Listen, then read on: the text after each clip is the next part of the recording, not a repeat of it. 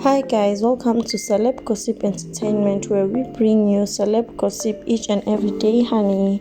In today's news, we are talking about Faith Nketsi. So Faith Nketsi had a baby girl last year with her husband, right?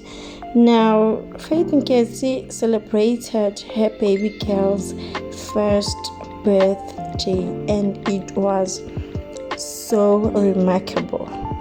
You know, in all of the birthday parties that I've been to, this one takes the cup, especially for a 1-year-old.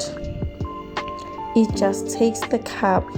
It was so nice. Looking at the pictures and the videos, you could tell that they had a really great time.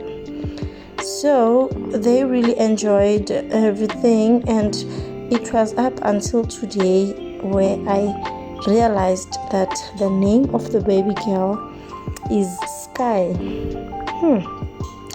I never knew the name of the baby girl was Sky. I just knew that she gave birth and that was it.